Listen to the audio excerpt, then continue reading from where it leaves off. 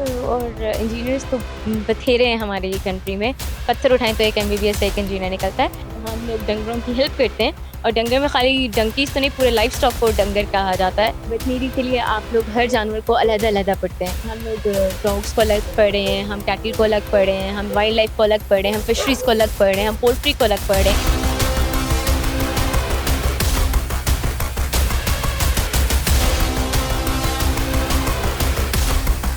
40,000 animals को हम लोग ट्रीट कर चुके हैं। उसके ऊपर कोई जानवर ज़ख्मी पाया जाता है तो हमारी टीम को कॉल आती है और हमारी टीम जाती है और उसको एनिमल को पिक करके लाती है। जानवर एक प्यारी चीज़ है अलग से बनाई हुई। लोग कहते हैं कि हमारी गली में जानवर है, भई ये आपकी गली में नहीं है, आप इनके घरों में अपने घर बनाई जा रहे हैं।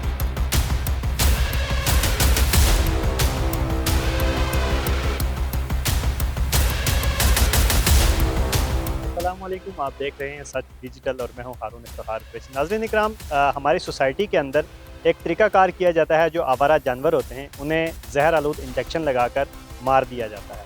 आज हम एक ऐसे फार्म के अंदर मौजूद हैं जहां पे आवारा जानवरों को 5 स्टार सहूलियात दी जाती है। उनका ट्रीटमेंट, उनके खाने पीने के तमाम तर चीज़ें यहाँ पर हैं। हमारे साथ मौजूद हैं डॉक्टर कुर्रतुल ऐन जो इस प्रोजेक्ट की इंचार्ज भी हैं।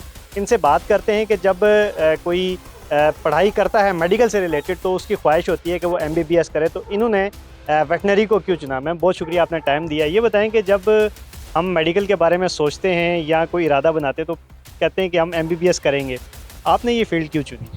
बेसिकली एमबीबीएस और इंजीनियर्स तो बथेरे हैं हमारे ये कंट्री में। पत्थर उठाएँ तो एक एमबीबीएस से एक इंजीनियर निकलता है। ये बड़ी यूनिक सी एक फ़ील्ड है जिसमें लड़कियां वाक़ई बहुत कम थी, तो मैंने कहा कि क्यों नहीं, अगर पढ़ना ही है और घर वालों का है कि बस पढ़ना है, तो क्यों नहीं ऐसी फ़ील्ड में जाएँ जहाँ पे बहुत कम लोग जाते हैं और लड़कियाँ तो ख़ुसूसन बहुत कम हैं। जो वेटनरी का डॉक्टर होता है हमारे सोसाइटी में आम तौर पर उसे लोग शॉर्टकट फॉर्म में उसे डंगर डॉक्टर भी कहते हैं तो आपके साथ भी ऐसा हुआ, आपको भी लोग कहते होंगे? मुँह पे तो कभी किसी ने नहीं कहा, पीछे के कहते हैं तो कुछ कहा नहीं जा सकता, लेकिन इसमें कोई बुराई नहीं है। हम लोग डंगरों की हेल्प करते हैं और डंगर में खाली डंकीज़ तो नहीं, पूरे लाइव स्टॉक को डंगर कहा जाता है, तो व्हाई नॉट।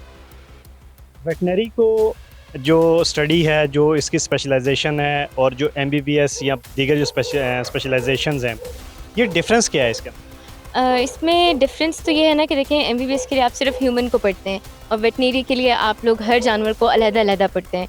इसमें यह है कि हम लोग डॉग्स को अलग पढ़े हैं, हम कैटल को अलग पढ़े हैं, हम वाइल्ड लाइफ को अलग पढ़े हैं, हम फिशरीज़ को अलग पढ़े हैं, हम पोल्ट्री को अलग पढ़े हैं। तो इसमें ये है कि बहुत वास्ट फील्ड है ये और हर जानवर को हमें अलग से पढ़ना पड़ता है। ये बताएं कि ये कब से काम कर रहे हैं यहाँ पे और यहाँ पे कितने जानवर हैं जिनको आप ट्रीट कर रहे हैं, उसमें कौन-कौन से हैं? इसमें ये है कि हमने जो प्रोजेक्ट है बेंजी प्रोजेक्ट, ये स्टार्ट किया था सीडीआरएस के अम्ब्रेला में बैक इन 2021 और तब से हम लोग मोर देन 40,000 एनिमल्स को हम लोग ट्रीट कर चुके हैं, टीएनवीआर प्रोवाइड कर चुके हैं, रेस्क्यू प्रोवाइड कर चुके हैं, फीडिंग कर चुके हैं। बेंजी के अंदर हम लोग जो काम कर रहे हैं वो हम चार चीज़ों पे काम कर रहे हैं। पहला है TNVR which is trap, neutral, vaccinate and release. इसमें हम जो आवारा जानवर हैं उनकी पॉपुलेशन को एक ह्यूमेन वे में कंट्रोल करना चाह रहे हैं। जो दूसरा हमारा है वो एनिमल रेस्क्यू का है। अगर रोड के ऊपर कोई जानवर ज़ख्मी पाया जाता है तो हमारी टीम को कॉल आती है और हमारी टीम जाती है और उसको एनिमल को पिक करके लाती है और जो हमारी यहाँ पे प्रोफेशनल्स की टीम है वो उसको हील करती है, उसको ट्रीट करती है। जो तीसरा एस्पेक्ट है वो है हमारा पब्लिक अवेयरनेस का, जिसमें हम लोग multiple schools, colleges, universities, social media और इस तरह के प्लेटफॉर्म्स को हम टारगेट करें ताकि हम लोगों को बता सकें about animal welfare, animal basic rights और हमें किस तरह इनके साथ हार्मनी में रहना है। जो हमारा चौथा एस्पेक्ट है वो है हमारा फर्स्ट एड का, जिसमें जिस तरह खुदा न खास्ता फ्लड आया था पहले, तो इस तरह की जो भी कंडीशंस होती हैं उसमें हमारी टीम को डिप्लॉयड कर दिया जाता है। जब फ्लड आया था तो हमारी टीम को बलूचिस्तान और सिंध में डिप्लॉयड किया गया था, जहाँ पे हमारी टीम ने लाइफ स्टॉक को फर्स्ट एड प्रोवाइड की थी और फूड प्रोवाइड किया था। और माशाल्लाह अब हमारे पास 4 शेल्टर्स हैं सीडीआरएस बेंजी प्रोजेक्ट के। एक इस्लामाबाद में है, एक कराची में है, एक लाहौर में, एक स्कर्दू में। और हमारी पूरी कोशिश है कि हम लोग जितने भी शहर हैं पाकिस्तान के, हम लोग हर शहर में एक शेल्टर ऐसा खोल सकें। अभी तक कितने एनिमल्स हैं जिनको आप ट्रीट कर चुके हैं और इस वक्त मौजूद कितने हैं आपके पास? हम ओवरऑल जो हमारा टारगेट नंबर है जो हम ट्रीटमेंट का वो 40,000 प्लस का है और करेंटली अभी हमारे शेल्टर पे, जो मैं सिर्फ इस्लामाबाद की बात कर रही हूँ, मेरे पास अभी राइट नाउ 30 प्लस कैट्स हैं, हमारे पास 45 प्लस डॉग्स हैं, 5 डंकीज़ हैं, एक काइट है और कुछ चिकन्स अवेलेबल हैं। इनका अब जाहिर है डॉग्स हैं, कैट्स हैं या डंकीज़ हैं, इन सब की जो फूड है वो डिफरेंट है। हर मतलब डॉग के लिए अलग फूड है स्पेसिफिक, डंकीज़ के लिए अलग है, कैट्स के लिए अलग है, तो ये चीज़ें कैसे मैनेज होती जब चीज़ रखी है तो फिर मैनेज तो करनी पड़ती है। इसमें यह है कि हम लोग लोगों को रिक्वेस्ट करते हैं कि प्लीज़ हमें डोनेट करें, हमें स्पॉन्सर करें, आके वो हमारा काम देखें। और हम कोई हवा में तो नहीं बात कर रहे हैं, लाइक हम लोग ऑन फील्ड काम कर रहे हैं, तो हम लोग चाहते हैं कि लोग आके देखें और हमारे एनिमल्स को स्पॉन्सर करें, क्योंकि बहुत ज़्यादा महंगा काम है ये और एक बंदे का काम तो है नहीं है। तो हमें जितनी चाहे जितने लोग हमें स्पॉन्सर कर सकते हैं, जितनी डोनेशंस हम लोग ले सकते हैं, हमें ज़रूरत है उसकी।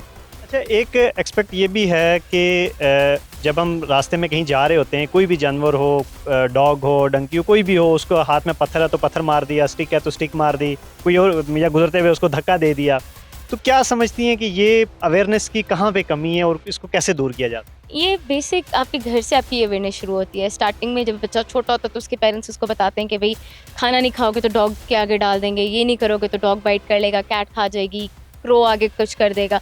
तो ये आपके बचपन में ही ना आपके दिमाग में चीज़ डाल दी जाती है कि जानवर जो है वो आपको हार्म पहुँचाएगा, आपको नुकसान दे सकता है। ऐसा कुछ भी नहीं है, जानवर भी प्यारी चीज़ है, अल्लाह की बनाई हुई। आप उसको ज़रा सा प्यार देंगे, ये मल्टीप्लाई बाय 100 आपको, मल्टीप्लाई बाय 10 आपको रिप्रोकेट करते हैं ये। तो उसमें ये है कि अगर आप किसी जानवर को लात मार के जाएँगे तो भई वो क्यों अगली दफ़ा आपकी टाँग मारने से पहले अगली दफ़ा वो आपको चक मारेगा। इसी तरह इंसानों का भी है, आप एक किसी इंसान को ज़रा मार के जाएँ ना, अगली दफ़ा वो क्या करता है आपके साथ, फिर देखेंगे। किसी भी स्टेट के अंदर, किसी भी कंट्री के अंदर मौजूद तमाम जानदार चीज़ें, चाहे वो एनिमल्स हों चाहे इंसान, उन तमाम की ज़िम्मेदारी स्टेट की होती है, गवर्नमेंट की होती है। तो क्या समझती हैं कि पाकिस्तान के अंदर गवर्नमेंट उस तरीके से काम कर रही है, या आप जो प्रोजेक्ट कर रहे हैं, आपने बताया कि जैसे डोनेशन, आम लोगों के डोनेशन से काम कर रहे हैं, आपके साथ कोई गवर्नमेंट लेवल पे कोई कॉन्टैक्ट किया गया इस हवाले से?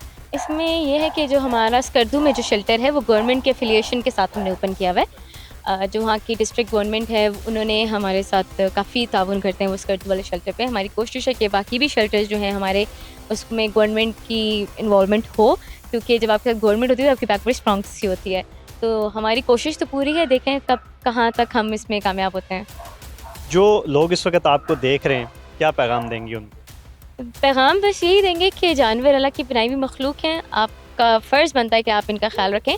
लोग कहते हैं कि हमारी गली में जानवर हैं, भई ये आपकी गली में नहीं है, आप इनके घरों में अपने घर अब बनाई जा रहे हैं। फॉरेस्ट इनके घर थे जिनको हम ख़त्म करके अब अपनी न्यू न्यू सोसाइटियाँ बन रही हैं, अब हमारे लोगों के नए नए घर बन रहे हैं। और फिर हमें कंप्लेंट्स आते हैं कि भई हमारी न्यू सोसाइटी है लेकिन यहाँ पे कुत्ते बहुत हैं। भई आप उनके घर में जा रहे हैं तो आप कैसे एक्सपेक्ट कर रहे हैं कि वो नहीं होंगे वहाँ पे। और अल्लाह ने अगर एक चीज़ बनाई है तो हमें इसके साथ हार्मनी में रहना है, ये हमारे इकोसिस्टम का एक बहुत इंपॉर्टेंट पार्ट है। तो इनको साथ थोड़ा सा प्यार से रहें, और अपने अगर घर में कुछ खाना बच जाता है उसको डस्टबिन में डंप करने के बजाय अगर आप इनको डालेंगे तो ये आपके लॉयल बन जाएंगे, ये आपके साथ पूरी लाइफ के लिए चलेंगे। नाज़रीन इकराम, आज ये शेल्टर आपको दिखाने का मकसद ये था, और डॉक्टर कुर्रत लैन के पास आने का और आपसे मुलाकात करवाने का मकसद ये था कि हमारी माशरे के अंदर जो पॉजिटिव चीज़ें हैं वो हम आपको अपनी स्क्रीन से दिखाएं।